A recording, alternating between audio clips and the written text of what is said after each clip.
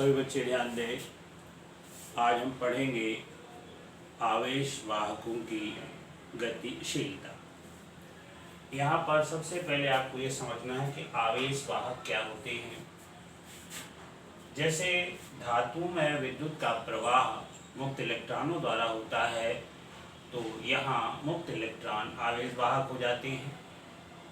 गैसों में तथा द्रवों में धारा का प्रवाह आयनों द्वारा होता है, धनायनों तथा ऋणायनों द्वारा, अतः वहाँ आयन आवेश वाहक होते हैं।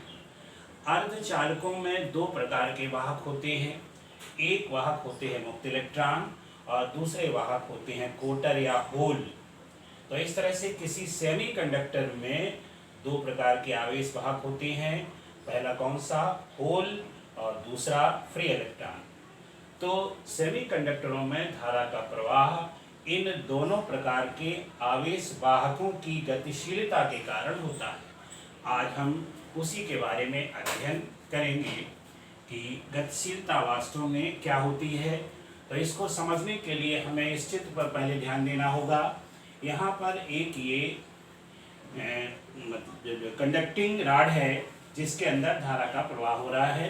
इसके सिरों के मध्य बैटरी द्वारा विद्युत वाहक बल आरोपित किया गया है, जिसके कारण इसके सिरों के बीच विभवांतर V है। इसकी लंबाई L है तथा इसके सिरों के अनुप्रस्थ काट का क्षेत्रफल I। इसके अंदर धारा I का प्रवाह हो रहा है। इसके अंदर दो प्रकार के आवेश वाहक हैं। ये जो खाली सर्कल दिखाई दे रहे हैं ये कोटर हैं, और जो ये डार्क पॉइंट दिखाए गए हैं ये मुक्त इलेक्ट्रॉन है। यानी इसमें इलेक्ट्रॉन, मुक्त इलेक्ट्रॉन भी हैं और कोटर भी है। तो सभी बच्चे समझ गए होंगे। बैटरी द्वारा विद्युत वाहक बल आरोपित किया गया है जिससे विभवांतर V हो जाता है। इसकी लंबाई L है, अनुप्रस्थ काट का क्षेत्रफल A है और इसमें I धारा प्रवाहित हो रही है।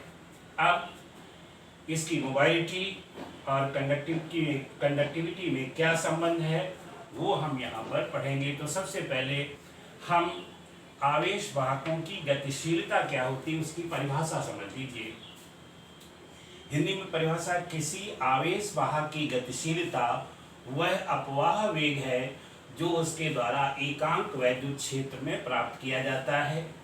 अंग्रेजी में इसको बोलते हैं mobility of a charge carrier is defined as the drift velocity per unit electric field. और इस तरह से मोबाइलिटी या गतिशीलता म्यू बराबर होती है V स्मॉल d है VD अपान E, और इसका मात्रक होता है metre square upon volt second. अब इतनी बात जानने के बाद, यदि इसकी परिभाषा है, परिभाषा जानने के बाद अब हम निकालेंगे relation between mobility and conductivity. इसी को हम इलेक्ट्रिकल कंडक्टिविटी भी कह सकते हैं।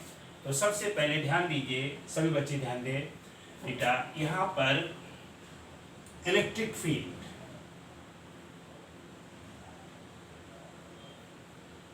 Electric field E is equal to V upon L, सभी बच्चे जानते हैं, ये इक्वेशन नंबर 1 हो गई।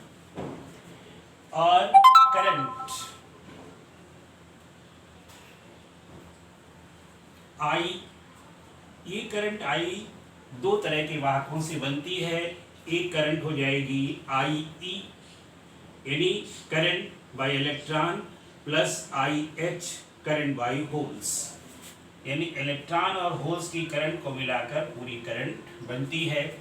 और पीछे टर पर आप पढ़ चुके हैं करंट और ड्रिफ्ट वेलोसिटी में रिलेशन पढ़ा था। तो I की जगह हम लिख सकते हैं NE capital NEE and AVE plus NHEAVH। बेटा ध्यान दीजिए, I बराबर NEAVD आपने पढ़ा था। यहाँ Ne है number of free electrons per unit volume, E is the charge, A is the area of cross section and V is the drift velocity of electron. Similarly यहाँ पर NH number of holes per unit volume, E charge, A area of cross section and VH drift velocity. और इस तरह से इसमें से I common लेकर के यहाँ लिख सकते हैं therefore I upon A is equal to N E E V E plus N H E V H। ये इक्वेशन नंबर 2 हो जाती है। अब देखिए, अभी आपने पढ़ा नहीं है या हाई स्कूल में थोड़ा बहुत पढ़ा हो तो उसमें आपने पढ़ा था कि स्पेसिफिक रेजिस्टेंस या विशिष्ट प्रतिरोध। तो विशिष्ट प्रतिरोध में आपने पढ़ा था रो इज इक्वल टू होता है आर ए अपॉन एल। यहाँ आर रेजिस्टेंस है, A area of cross section of the conductor and L is the length of the conductor. अब यहाँ पर ये इक्वेशन नंबर 3। अब इक्वेशन नंबर 1 में इक्वेशन नंबर 3 से डिवाइड करने पर डिवाइडिंग इक्वेशन 1 बाय इक्वेशन 3। बेटा इधर ध्यान दो, जब डिवाइड करेंगे तो ये आ जाएगा E upon rho is equal to, ये रो है, अब यहाँ पर हो जाएगा V अपॉन L, ये ऊपर रहेगा और डिनोमिनेटर में ये तो ये पलट जाएगा, ये L अपॉन R A हो जाएगा, L से L कैंसिल हो जाएगा, ये हो जाएगा V अपॉन R A। अब is equal to N by Ohm's law आप जानते हैं V बराबर IR, तो इसकी जगह हम लिख सकते हैं IR upon R into A, R से R कैंसिल हो जाएगा, ये आ जाएगा I अपॉन A। तो इस तरह से आप देखते हैं E upon rho is equal to I upon A, equation number 4 है। अब बेटा यहाँ ध्यान दो, I अपॉन A इसके बराबर है और I अपॉन A इसके बराबर है ना, तो यहाँ पर लिख सकते हैं by equation 1 not 1 by equation 2 and 4।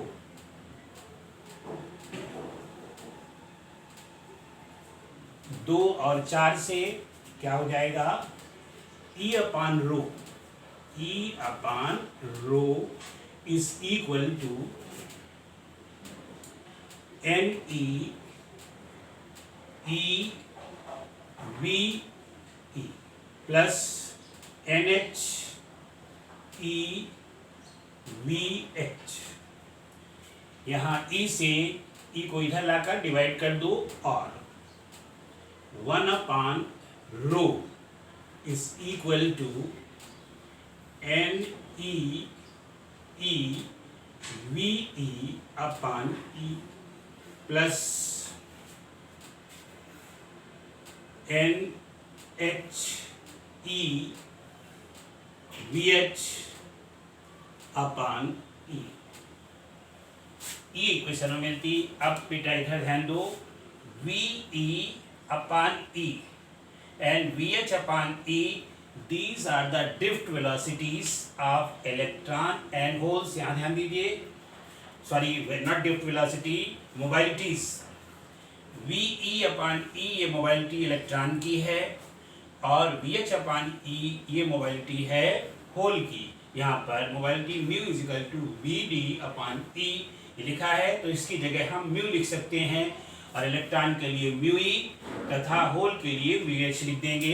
तो यहाँ पर ये लिख देंगे is equal to N E E और इसकी जगह लिख देंगे mu E plus N H E और ये mu H is equal to 1 upon rho. हमारा एक ये रिलेशन प्राप्त होता है। अब बेटा इधर ध्यान दो, चाहे तो आप ये समझा सकते हैं mu E where,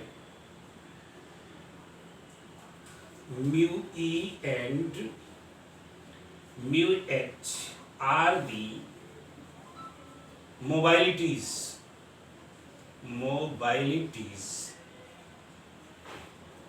of electron and holes. यानी होल और इलेक्ट्रॉनों की ये मोबाइलिटीज हैं।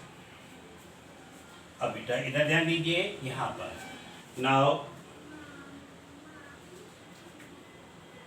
1/ρ इज इक्वल टू सिग्मा, और सिग्मा को बोलते हैं electrical conductivity. Electrical conductivity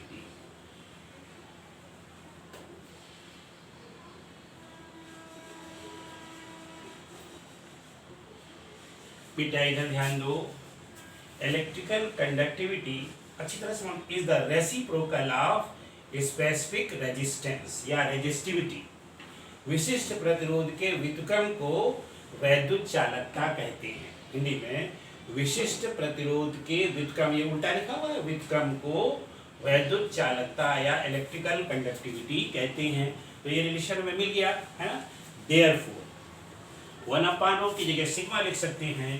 therefore sigma is equal to, ये हो जाएगा NE E V not V mu E plus NH E into mu H। ये रिलेशन हमें मिलता है जो इलेक्ट्रिकल कंडक्टिविटी, ये इलेक्ट्रिकल कंडक्टिविटी है या वैद्युत चालकता है, और ये मोबाइलिटी है। इनके बीच में यानी जो हमारा टॉपिक था कि मोबाइलिटी और इलेक्ट्रिकल कंडक्टिविटी के बीच रिलेशन, यहाँ relation between mobility and conductivity. तो इस तरह से हमें ये रिलेशन प्राप्त होता है। सभी बच्चे समझ गए होंगे, सिस्टमेटिक ढंग से लिखा है। अब एक आध बार लिखेंगे तो आपको समझ आ जाएगा। थोड़ा सा आपके लिए नई चीज़ है कि कोटर क्या होते हैं और मुक्त इलेक्ट्रॉन क्या होते हैं। ये आप जब आगे पढ़ेंगे इलेक्ट्रॉनिक्स में तो आपको समझ में आ जाएगा। अभी आप समझ लीजिए कि किसी भी चालक के अंदर ये दोनों प्रकार के कैरियर होते हैं और उन्हीं के आधार पर ये निगमन किया गया है।